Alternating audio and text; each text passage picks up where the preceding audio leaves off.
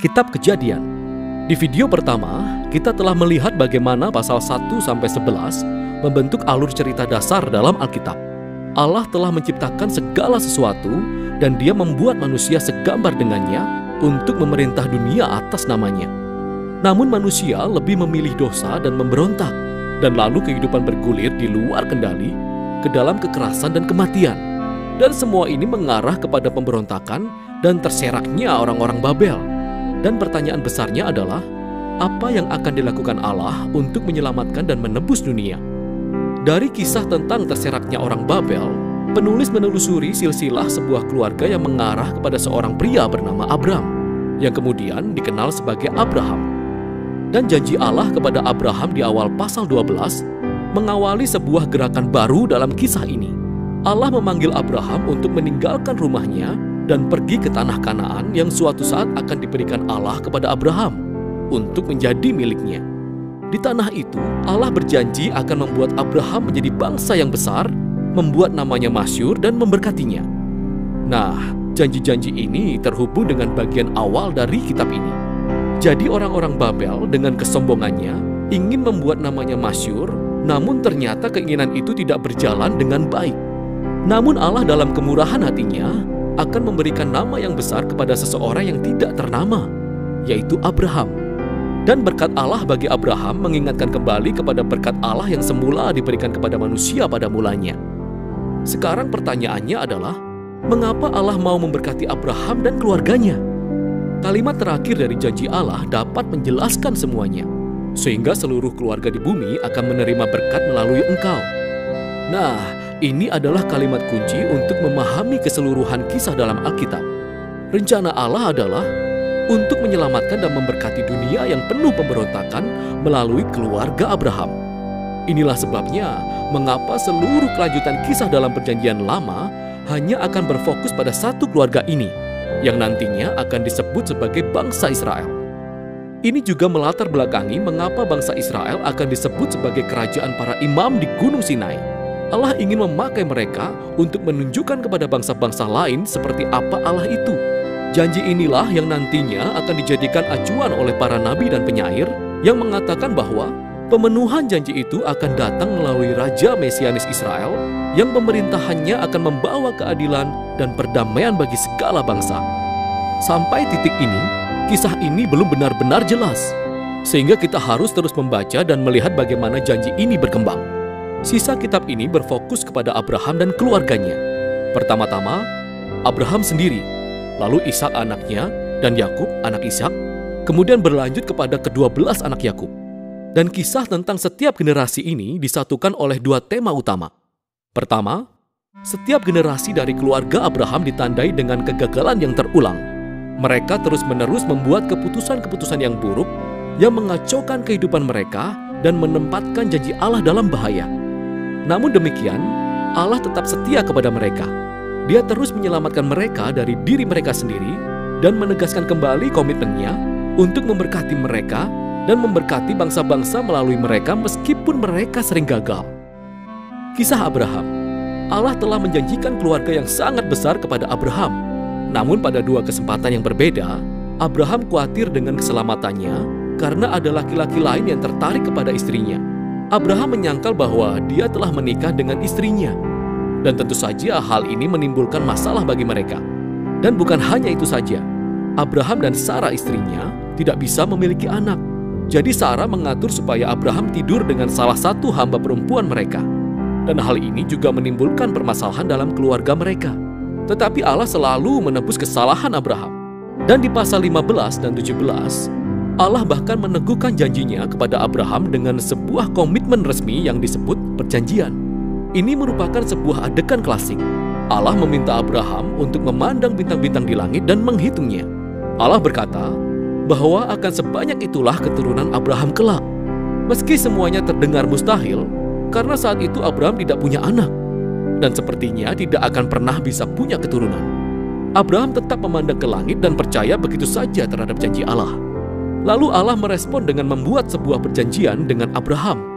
Allah berjanji bahwa Abraham akan menjadi bapa segala bangsa dan bahwa berkat Allah akan dicurahkan kepada bangsa-bangsa. Allah meminta Abraham untuk menandai keluarganya dengan suatu tanda perjanjian, yaitu sunat bagi semua anak laki-laki dalam keluarganya. Hal ini merupakan sebuah simbol peringatan bahwa pertumbuhan keluarga mereka adalah anugerah dari Allah. Dan pada akhirnya, Abraham mempunyai banyak sekali anak-anak dan dia meninggal pada usia yang lanjut. Nah, kisah Yakub menyuguhkan tema yang sama dengan cara yang lebih dramatis. Sejak lahir, Yakub hidup sesuai dengan arti namanya, yaitu penipu. Dia mengelabui Esau kakaknya dalam hal berkat dan warisan. Dia melakukannya dengan cara menipu ayahnya yang sudah kabur penglihatannya karena sudah tua. Setelah itu, dia pergi begitu saja. Yakub memiliki 4 orang istri, walau sebenarnya dia hanya mengasihi salah satu istrinya yang bernama Rahel. Hal ini menimbulkan persaingan-persaingan di dalam keluarga. Satu-satunya peristiwa yang merendahkan hati Yakub adalah ketika ia ditipu oleh pamannya yang bernama Laban selama bertahun-tahun dalam hidupnya. Akhirnya, kondisinya terbalik. Yakub yang sudah direndahkan hatinya kembali ke tanah kelahirannya.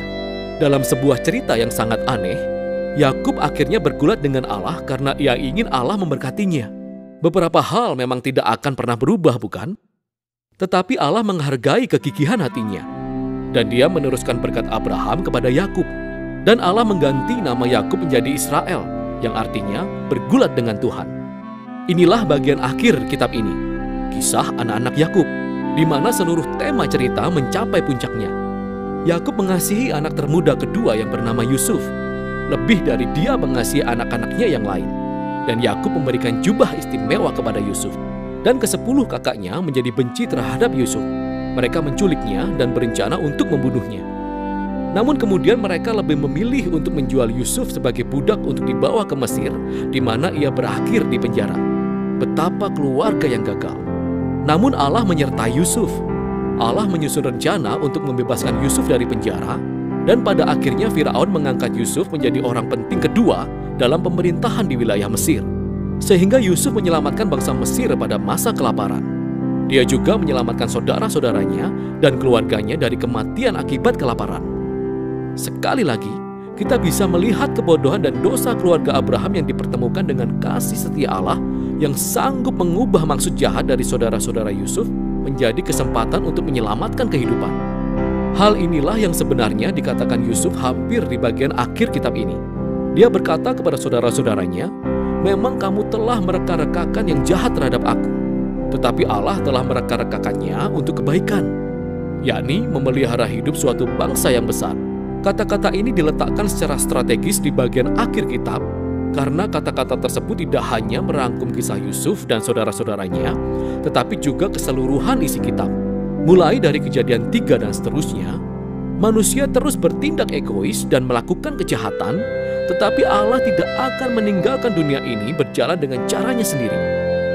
Allah tetap setia dan bertekad untuk memberkati umatnya walau mereka banyak mengalami kegagalan.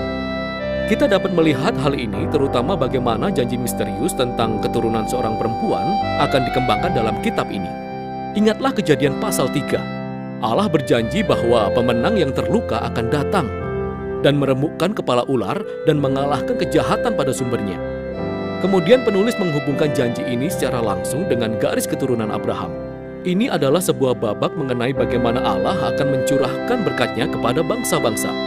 Dari Abraham, janji ini lalu terhubung kepada Yehuda, anak keempat Yakub, dan beginilah kisahnya. Dalam syair yang sangat penting yang terdapat di pasal 49, Yakub yang sudah tua dan terbaring di atas tempat tidurnya, ingin memberkati ke-12 anaknya. Ketika tiba pada giliran Yehuda, Yakub menubuatkan bahwa Yehuda akan menjadi suku yang memimpin kerajaan Israel, dan bahwa suatu hari nanti akan datang seorang raja yang akan memerintahkan ketaatan kepada bangsa-bangsa dan memenuhi janji Allah untuk memulihkan berkat taman bagi seluruh dunia. Setelah itu meninggallah Yakub, yang kemudian disusul oleh Yusuf.